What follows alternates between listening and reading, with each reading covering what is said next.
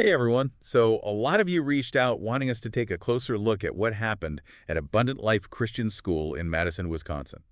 Yeah, definitely a tough one. It's a And case that really raises some tough questions. yeah, I mean, we're talking about a 15-year-old girl, Natalie Rupnow, who tragically, took the lives of a teacher and another student, right. injured others, and then ultimately took her own life. Yeah, it happened December 16th, just to give everyone a timeline here. Yeah. So what makes this case particularly jarring, I guess, is that Natalie, she also went by Samantha, Right. is female. And as you know, female school shooters, that's incredibly rare. It is. It Yeah. really kind of throws a wrench in the typical profile that we've sadly come to expect when we hear about these kinds of things. Yeah. I mean, it's not the image that immediately comes to mind. Right. So let's dive into what we know about Natalie, or Samantha. She was described as kind of like reserved, Hmm. often seen wearing shirts and ties. And she was also a recent transfer to the school. That's right. But there are these kind of unsettling details that are coming out. Like Yeah. there's a possible manifesto that's circulating online. There's this photo of her at a shooting range wearing a Columbine-themed T-shirt. Mm-hmm. And on top of all of that, you've got reports of a difficult home life. Yeah. Like multiple parental divorces, even before she turned 12. Yeah, 3 to be exact. Yeah. 3 divorces before the age of 12. It paints a very complicated picture. It does, and it's a lot to process. Yeah. And I think while we do have to be really careful about, unverified information that's going around, Sure. these details, if they're true, raise some really big questions. Right. Like, if this manifesto is real, what does it actually tell us? Is it filled with that typical, anger, the resentment that we tend to see? Hmm. Is there some kind of ideology we can point to like we see in other cases? Or is there something different here, something specific maybe to her experience as a young woman? That's a really good point. Something we really have to consider. And this potential exposure to extremist ideology Right. through things like that Columbine T-shirt Yeah. it's disturbing. It also brings up the question of access to the tools of violence. Yeah, absolutely. I mean, authorities right now, they're trying to trace the origin of the 9mm pistol that Natalie used. Uh-huh.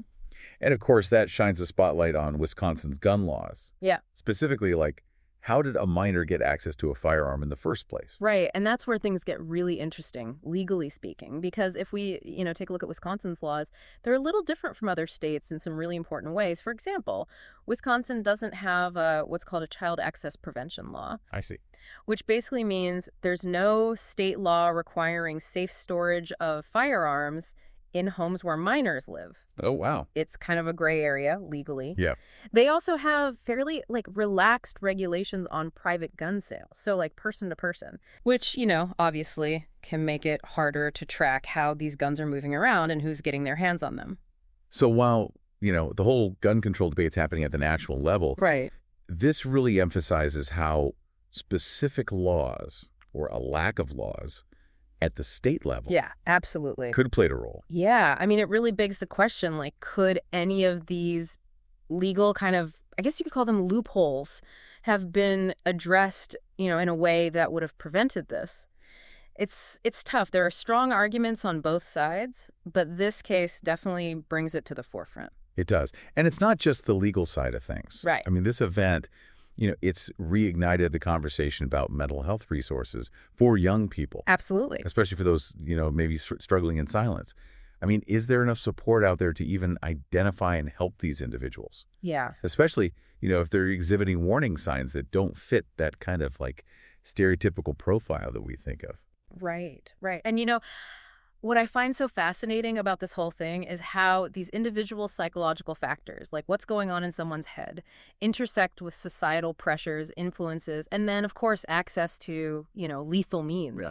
It's this complex interplay. It's a tragic reminder that we really need to understand the pressures that young women in particular are facing today, Yeah. and how that might, in very, very extreme cases, manifest in something like this. So kind of taking a step back, where does this leave us? I mean, we have a case that's incredibly rare. Yeah. A young woman who deviates from the typical profile. Mm, We have these really unsettling details about potential motives and influences. right. And of course, this ongoing debate about gun control and mental health resources. All these things kind of swirling around. It really brings up a big question, something for all of us to think about.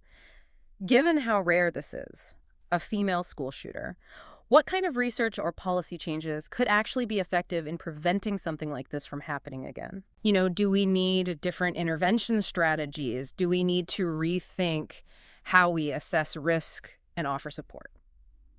It's a lot to consider.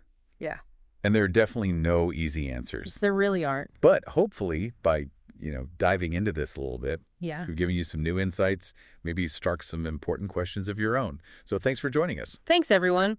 Today is your lucky day. Today is the day that our $3 website works for you, paying you directly to your PayPal daily. Imagine $3 ongoing continuous payments to your PayPal account. Imagine falling asleep and waking up to $300 in your PayPal account. How would this make you feel?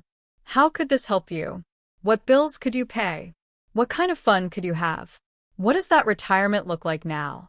All for a one-time payment of $3. This website is DFY done for you, fully built and completely hosted, and never stops collecting payments for you. You have spent $3 on coffee on a regular, but that coffee won't help you create multiple streams of income. Click the link below.